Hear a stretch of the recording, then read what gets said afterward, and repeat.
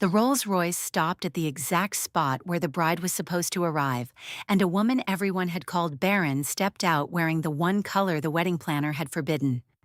Green, emerald, floor-length, catching the last gold light of the evening like it had been made for this moment and no other.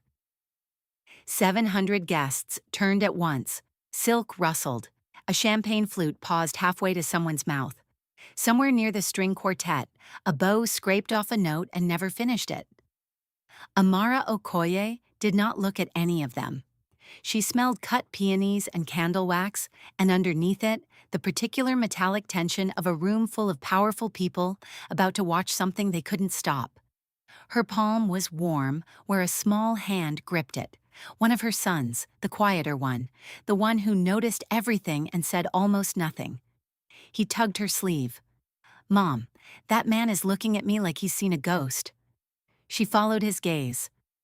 Kang Min-jun stood at the altar in a black tuxedo with a white rose pinned crooked at his lapel, and he was not breathing.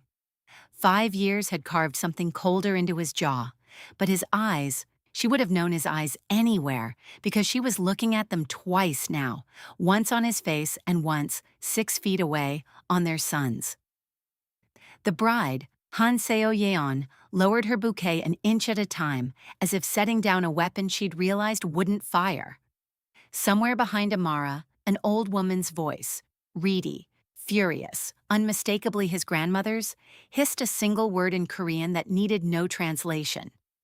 Impossible. The second twin let go of Amara's other hand and stepped forward on the white runner, small and fearless in his navy suit, and looked directly up at the groom. Then he smiled, an open, easy, uncomplicated smile, the smile of a child who has no idea he is holding a bomb. And Kang Min-jun, the most feared man in Seoul, a man who had once watched a rival burn a warehouse down without blinking, felt his knees go. Before we go further, I want you to sit with that image for 1 second, a mother the whole city had discarded, walking into the one room designed to erase her, with proof no one could argue with. Because what Amara does in the next 40 minutes will not just end a wedding. It will end an empire built on a lie. If that feeling in your chest right now, that mix of satisfaction and dread, is familiar, type stay in the comments and don't go anywhere. This is only the doorway. Now, the door was still open behind her. The chauffeur hadn't moved to close it, and on the back seat, half forgotten in the chaos, sat a small wooden chess piece, a single black king that one of the boys had left behind and would ask for within the hour. Nobody noticed it yet. They would. 5 years earlier, before any of this, Amara had been the only architect in Seoul who refused to build anything that lied about what it was. That had been her first sentence to him, actually. Not hello, not an introduction, but a correction. He'd complimented a glass tower she'd designed, called it beautiful, and she'd told him beauty wasn't the point. Honesty was. And if a building couldn't stand on its own truth, it didn't deserve the skyline. Min-jun, who ran half his empire on beautiful lies, had been unable to stop thinking about her for 3 days. He found reasons to be near her. A dinner that became 2. A rooftop conversation that ran until 4 a.m. and covered nothing important and everything that mattered. She never once asked what he did for a living beyond investment banking, and when she found out, slowly, in pieces, the way you find out a house has a basement, she didn't run. She simply told him, flatly, that whatever else he was, he did not get to lie to her, ever, about anything that concerned her directly. He agreed. He meant it. For 18 months he kept the promise. His family did not. His grandmother, Kang Hai-won, matriarch of a bloodline that had survived war, occupation, and 3 attempted coups within the family itself, took one look at Amara across a formal dinner and decided the relationship was a phase to be managed, not a threat to be feared. She was wrong about that, and it would cost her more than she ever understood. The fertility report arrived on a Tuesday. Min-jun remembered the day because it was raining, and because the doctor who delivered it, Dr. Chun, a man with a reputation so spotless it should have been the first warning, did not make eye contact once during the entire consultation. Congenital uterine abnormality, the report said. Permanent. Amara Okoye would never carry a child to term. Amara had gone quiet reading it. Not devastated, quiet. She asked to see the raw imaging. Dr. Chun said the images were sealed per hospital protocol. She asked for a second opinion. Min Jun's grandmother, in the room by then, said gently that some things were simply meant to be accepted, that fighting the truth only wounded you twice. Min Jun believed the report because he had no reason not to. That was his failure, and he would spend years learning the shape of it. His board did the rest. Political allies stopped returning calls that mentioned her name. His grandmother stopped eating dinner if Amara was invited. A man who owed him a favor let slip almost kindly that a Kang heir without Kang blood on both sides would never be accepted by the syndicate elders. That the empire, legal and illegal both, required a bloodline the family council could verify without question. He ended it on a Thursday, in the rain again, because Seoul apparently only allowed him to lose things in the rain. Love isn't enough if we can't build a family, he told her, and hated himself in real time for saying it, and said it anyway. Amara didn't cry in front of him. She waited until his car had pulled away, and then she stood on that street for 11 minutes before she let herself feel anything. Because feeling anything in front of people who could use it against her had never once gone well for her. She flew to London 4 weeks later. She was already showing she never told him, not out of cruelty, out of a colder, more practical fury. If his family had gone to the trouble of forging a medical report to erase the possibility of her children, she was not about to hand them a reason to come finish the job. 2 boys arrived 9 months after the rain. She named the quieter one after her father and the bold one after nobody, because some names should belong only to the person carrying them. She built a company. She built a life. She built, very quietly and very precisely, a private intelligence firm that specialized in the one thing her ex-lover's family had specialized in destroying, the truth, buried under money. She never once let herself hate Min Jun completely. That, more than anything, infuriated her. The invitation found her on a gray London morning, hand-lettered, embossed, heavier than any piece of paper had a right to be. Han Seo-yeon and Kang Min Jun request the honor of your presence. She read it standing in her kitchen while her sons argued over a chessboard at the table behind her. She thought about burning it. She thought, instead, about the 5 years of silence, the forged report still sitting in a locked drawer in her office, because some evidence you keep out of spite as much as strategy, and about 2 boys who had never once asked why they didn't have a father, because children raised by someone steady enough rarely think to ask for what they've never been shown they're missing. She looked at them now, arguing over whether a night could really move the way the rules said it could. "Looks like it's time," she said to no one, and folded the invitation into her coat pocket. Her office sat above a bakery on a quiet street in Marylebone, and most mornings the whole building smelled of warm butter before it smelled of anything else. She had built the firm slowly, out of a 2-desk sublet and a stubbornness nobody had asked her to have, and now it filled 3 floors and employed people who still occasionally forgot she was the one who signed their checks, because she never acted like someone who needed reminding of her own power. The boys went to the primary school 2 streets over. The quiet one collected small objects, coins, buttons, a single wooden chess piece he refused to explain the attachment to, and lined them up on his windowsill in an order only he understood. The bold one had already been sent home twice for arguing with the teacher about facts he turned out to be right about. She loved them separately and completely, in ways that had nothing to do with the man whose face they wore. That evening, after the invitation, she sat at the kitchen table long after the boys had gone to bed, turning the embossed card over in her hands, feeling the specific, dangerous pull of a door she had spent 5 years reinforcing from the other side. A colleague had once asked her, half joking, whether she'd ever go back to Seoul. She'd said no so quickly it surprised them both. She wasn't going back for him. She told herself that twice and believed it once. The wedding planner had spent 11 months turning the Kang family's garden estate into something out of a royal fever dream. Imported white orchids, a string quartet flown in from Vienna, security so tight the caterers had been fingerprinted.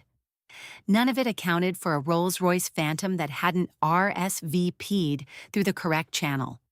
The head of estate security, a broad man named Yoon who had worked for the Kang family for 11 years, watched the car glide through the gate with the specific dread of a man who knows, in his gut before his radio confirms it, that his night is about to become very long. He didn't stop the car. Nobody had told him he could. The chauffeur opened the rear door with the unhurried grace of someone who has done this 1,000 times and knows exactly how much weight this particular moment carries. Amara stepped out first. The whispers started before her second foot touched the gravel. Isn't that the Barren woman? The one who left 5 years ago? Wasn't there something about a scandal? She heard every word and let none of it land on her face. Then the boys climbed out, matching navy suits, matching haircuts, matching stillness, and the whispering didn't stop. It detonated. Min Jun's grandmother, seated in the second row in ceremonial silk, made a sound like something tearing. Han Seo-yeon's mother's champagne flute hit the flagstones and didn't break, just rolled, clinking, an absurd small sound against the size of what was happening. Min Jun forgot for 3 full seconds that he was standing at his own wedding. He knew those eyes. He had seen them in a mirror his entire life. Amara walked past the gasping rows without acknowledging a single face she recognized, and there were many. She had built armor for exactly this kind of room a long time ago, one careful year at a time, and it held. One of the boys, the quiet one, holding a small wooden chess piece he'd smuggled from the car, looked up at her. "Mom, is that man going to be angry?" "No," she said, and believed roughly 70% of it. "He's going to be honest.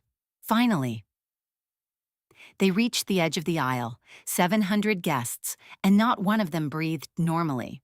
Minjun stepped down off the altar platform without permission from anyone, including himself, and closed the distance between them in a way that made his own security instinctively tense. Amara. Her name came out of him rough, unrehearsed, nothing like the composed voice he used on boardrooms and rival bosses. Min Jun. She said it evenly. 5 years of practice lived in that evenness. He looked down at the boys. His mouth opened and produced nothing. The Boulder twins studied him with the frank, unfiltered assessment only children are brave enough to attempt on adults. "You have the same face as me," he announced, like he was reporting a scientific finding. A ripple of sound went through the crowd, half gasp, half something closer to a laugh that nobody dared finish. Min Jun's grandmother rose from her seat, unsteady for the first time in living memory. "This is a disgrace," she said, but her voice cracked in the middle of the word disgrace, and cracks, Amara had learned, were where the truth eventually leaked through. "Everyone assumes what they're looking at," Amara said, quiet enough that only Min Jun, his grandmother, and the boys could hear it. "I'm not here to confirm anything for a crowd. I'm here because you invited me, and you should be careful what you invite into a room you don't fully control." She turned, took both boys' hands and walked toward the estate house, leaving 700 people and one groom standing in the wreckage of a ceremony that hadn't officially ended yet. He caught up with her in the east hallway, past a wall of Kang family portraits that stretched back 4 generations, all sharp jaws and unreadable eyes. "You lied to me," he said, low, furious, terrified in a way he hadn't let himself sound in years. "No." She stopped walking and turned to face him fully, close enough that he could see exactly how much the last 5 years had cost her, and exactly how little she intended to show it. "Someone lied to both of us. I just happened to find out first." His jaw worked. The report was forged. She reached into her handbag and produced a slim envelope she'd been carrying since Heathrow, edges soft from handling. "Original fertility results. Bank transfers to Dr. Chun's private account 3 days before you sent me to that clinic. A recording of a phone call you never heard, because you weren't meant to." He took the envelope like it might detonate. Maybe it would. Behind him, the quiet twin tugged at his mother's sleeve, and something silver caught the hallway light. A slim, worn bracelet looped twice around the boy's small wrist because it was too big for him. Min Jun went very still. Where? He said, and had to stop and start again. Where did he get that? He's had it since he was born, Amara said. I found it in the bag you left at my apartment the last week we were together. I never asked why you had your mother's bracelet in your coat pocket. I assumed you'd tell me when you were ready. Minjun's throat worked once, hard. His mother had died when he was 9. The bracelet had been missing from the family vault for 6 years, and he had told exactly no one, because admitting he'd taken it, carried it foolishly, sentimentally, into a relationship his family would eventually burn down, felt like admitting a weakness he couldn't afford. I want to believe you, he said. I don't need you to believe me. Amara's voice didn't rise, but something in it sharpened to a fine, cold point. I need you to investigate it, because whoever did this to us didn't stop being dangerous just because 5 years passed. Behind him, down the hallway, the wedding planner appeared in the doorway with the particular panicked energy of a woman whose entire year's work was collapsing in real time, and said the ceremony guests were asking whether the wedding was proceeding. Minjun didn't look at her. He was still looking at the bracelet. It's not, he said. Cancel it.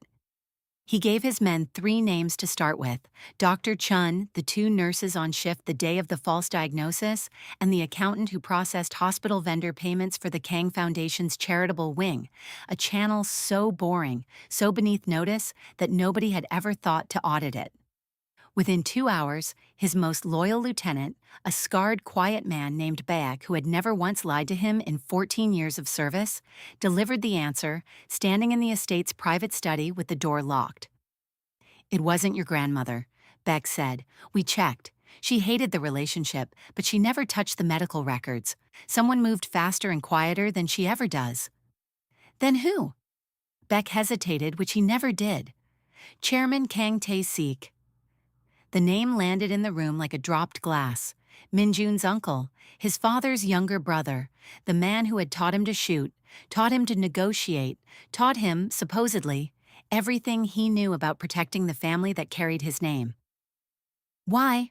Minjun said, though some cold, functioning part of him had already started assembling the answer before he finished asking. Succession, Beck said. If you'd had children with Ms. Okoye, legitimate or not, the council's bylaws are ambiguous enough that a court fight over inheritance was inevitable. Legal empire and the other side both. Your uncle didn't want ambiguous. He wanted you married into a family whose children would never challenge his own influence over the syndicate elders. He's been positioning his son as the heir apparent for 3 years, quietly. Minjun set the envelope down on the desk very carefully, the way a man sets down something he wants very badly to throw. He bribed a doctor, he said, threatened witnesses, faked medical evidence, to control who I married. And to remove Ms. Okoye's children from any future claim, Bake said, both financial and the other kind. Amara, who had been standing by the window through the entire report, arms folded, said nothing for a long moment.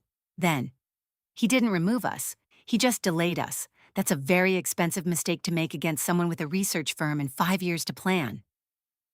Somewhere in the house, a door slammed. Then a second one, farther away, faster. Beek's radio crackled. He listened, and his face, a face that had survived gunfights without changing expression, went pale. Sir, he said, the boys aren't in the East Wing. Amara was already moving before he finished the sentence. She went through the ground floor first, calling their names into rooms still smelling of orchids and spent candle wax, past caterers frozen mid-cleanup, past a wedding cake nobody had cut, 3 tiers of white fondant standing untouched in the ruined ballroom like a monument to a version of the evening that no longer existed. Every closed door made her stomach drop a little further. Every open one that revealed nothing made it worse. Minjun's men fanned out through the East Wing, the gardens, the staff quarters, radios crackling with negative after negative. Amara found herself back in the room where the boys' chess set still sat on a low table. One white pawn knocked onto the carpet, and for a moment the sight of that single fallen piece nearly took her legs out from under her. They tore the estate apart floor by floor and found nothing but a folded note left on the boys' abandoned chess set, in handwriting too careful to be a child's. If you want your sons alive, come alone. No signature. It didn't need one. Min-jun read it twice, and something in his face changed. Not fear exactly, though there was plenty of that underneath. Something colder settled over it, something Amara hadn't seen since the early days, before the boardrooms softened him, when people still whispered his other name in the parts of Seoul that didn't show up on tourist maps. He's not just protecting his position anymore, Min-jun said quietly. He's cornered. Cornered men do things careful men wouldn't. Then we stop being careful, Amara said. For the first time in 5 years, she watched the mask come off completely. Watched the investor, the philanthropist, the man in expensive suits who sat on hospital boards, dissolve into something older and considerably less forgiving. He made 3 calls. His voice didn't rise once. By the end of the third call, 2 warehouses her research team had already flagged as Tasic front operations were being watched by men who did not officially exist on any Kang company payroll. "You built all this in 5 years," he said to her, low, while they waited for the first location report. It wasn't quite a question. "I built it because your family taught me that being unprepared is a luxury only the protected can afford," Amara said. "I stopped being protected the day you signed off on that report without asking for the imaging yourself." He absorbed that without flinching, which she gave him quiet, grudging credit for. "I should have asked," he said. "Yes," she said, "you should have. We'll discuss whether that's forgivable after our sons are safe, not before." Within an hour, the story was already loose in the world, moving faster than either of them could contain it. A guest had filmed the Rolls-Royce arriving on their phone before anyone thought to stop them, and by the time Amara and Min-jun were tearing through financial records in the study, the footage had been picked up by 3 entertainment outlets and a business channel that normally covered nothing more dramatic than quarterly earnings. Headlines called her the mistress, the scandal, the woman who ruined the Kang wedding, and not one of them asked her a single question before printing it. Her phone, left forgotten on the desk, filled with messages from numbers she didn't recognize, and 2 from journalists who somehow already had her firm's name. "Ignore it," Min-jun said, watching her face as she glanced at the screen. "I'm not worried about my reputation," Amara said. "I built it strong enough to survive worse than gossip. I'm worried about the version of this story that gets to our sons before we do." He didn't have an answer for that.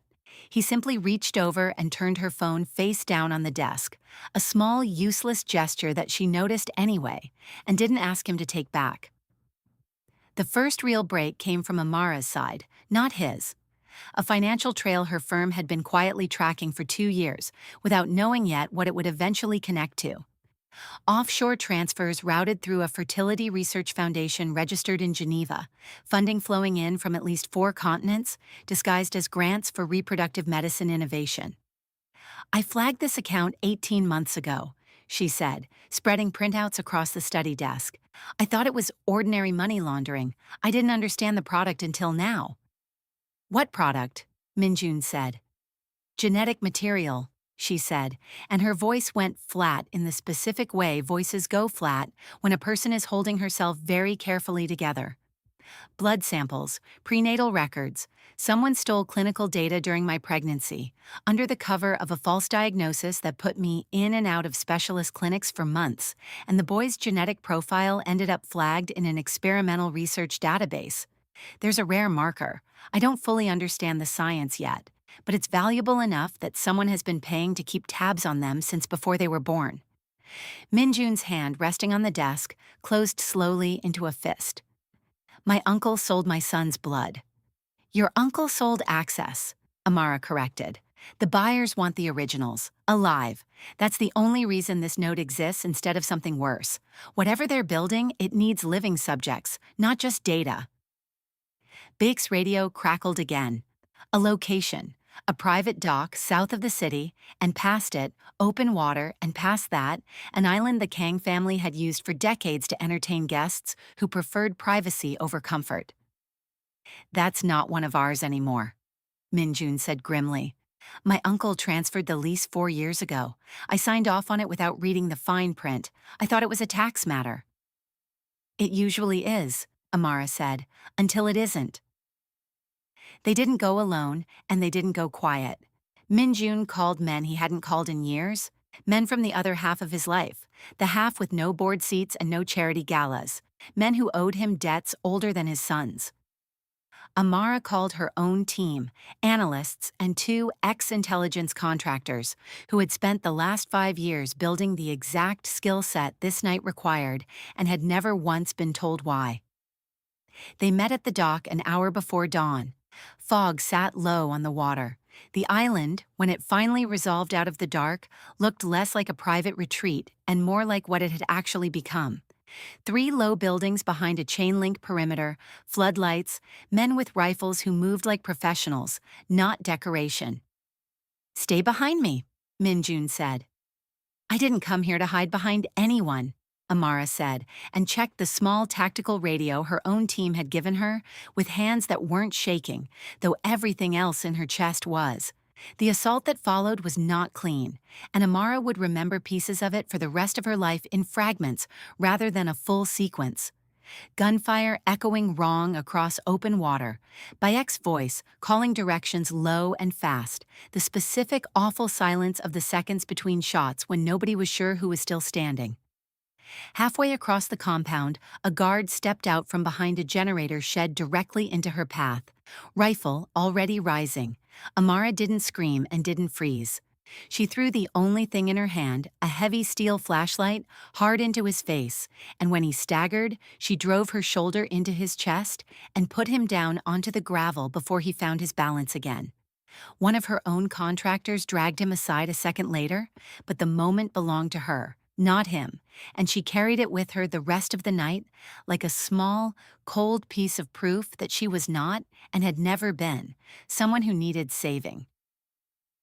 They found the boys in the second building, in a small room with a cot and a single security camera blinking red in the corner, guarded by 2 men who surrendered the moment Minjun's people breached the door, because loyalty bought with money runs out exactly when the money stops looking safe.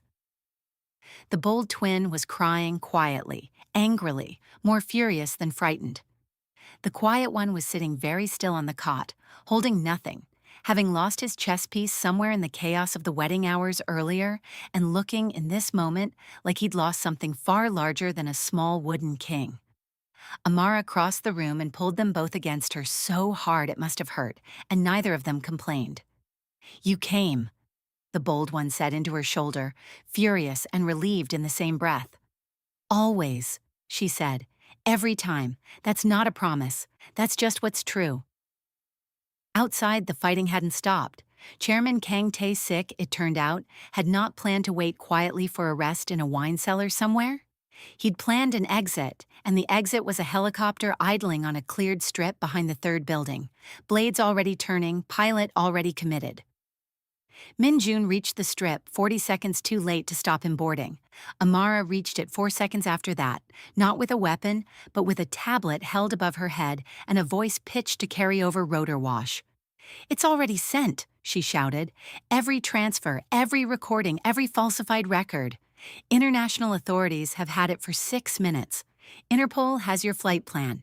You have nowhere in the world left to land that isn't watching for you." The helicopter lifted anyway, hovered, hesitated, and came back down 11 minutes later at a Korean Coast Guard checkpoint 40 kilometers out, because Amara had been telling the exact and complete truth. And Tae-sik, for all his patience and cruelty, was smart enough to recognize a closed door when he flew directly into it. He was arrested before he crossed Korean airspace, exactly as the evidence had guaranteed he would be, because every piece of proof that convicted him had been quietly, carefully planted in the record, months and years before he ever knew he needed to fear it.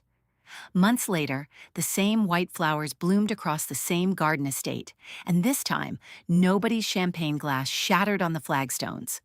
There were no politicians on the guest list, no corrupt board members, no distant political allies calling in favors, no seating chart engineered around which family's money mattered most. Just people who had actually earned a place in the room. Bake, awkward in a suit that clearly wasn't his usual uniform, Amara's small research team, unaccustomed to being celebrated instead of invisible, and Minjun's grandmother, seated in the front row, older and quieter than she'd been 5 years earlier, having spent the months since the wedding learning, slowly and without much grace, how to apologize to a woman she'd once dismissed as unworthy of her family's name. The boys walked the aisle in matching suits, one carrying the rings on a small cushion with the careful, oversized gravity only a 7-year-old can bring to an important job, the other holding his mother's hand the entire way, because some jobs matter more than rings. Minjun stood where he'd stood 5 years and one lifetime ago, and this time, when the woman he loved walked toward him, nobody whispered a single unkind word, because there was nothing left to whisper that wasn't already, publicly, undeniably true. "I believed a lie?" he said quietly, just for her, once she reached him. "And now?" Amara asked. He looked past her, at the two boys standing solemn and proud beside them, and then back at her face, older now too, steadier, unbroken in all the ways that mattered. "Now I protect the truth," he said, "every day, whatever it costs." The ceremony ended in laughter instead of silence, which was, Amara thought, the entire point. Later, long after the guests had gone and the boys had finally fallen asleep in a guest room down the hall, she found the small wooden chess piece, the Black King recovered from the wreckage of that first terrible night, sitting on the mantel where someone, quietly and without being asked, had placed it beside a photograph of the four of them. She picked it up, turned it once in her fingers, and set it back down exactly where it belonged. Minjun found her there a few minutes later, tie loosened, jacket gone, looking younger than she'd seen him look in 5 years. He didn't say anything at first. He just stood beside her, looking at the same small piece of wood on the same mantel until the silence between them stopped feeling like something either of them needed to fill. "They'll ask about him one day," he said finally. "My uncle, what he tried to do. Then we'll tell them the truth," Amara said. "All of it, even the parts where we got it wrong first." He nodded slowly and reached for her hand, and she let him take it. Because some doors, once you've rebuilt them yourself, brick by brick, you get to decide when they open again. Somewhere in Switzerland, in an office with a view of nothing but snow and glass, a woman neither Amara nor Minjun had ever heard of opened a classified folder marked Project Air. Inside were photographs of two identical boys, taken years before either of them had been born. She studied them for a long moment, unhurried, entirely unbothered by everything that had just happened 6,000 kilometers away. Then she smiled, closed the folder, and said quietly to the empty room, "Phase 1 is complete." Amara never got the apology the world owed her. She simply built a life so complete it stopped needing one. So tell me honestly in the comments, if that Rolls-Royce had pulled up to your worst goodbye, would you have walked through those doors or turned around? If this one kept you up past when you meant to stop watching, like it, subscribe, and stay close, because the next story starts with a locked drawer nobody was ever supposed to open, and it does not let go any easier than this one did.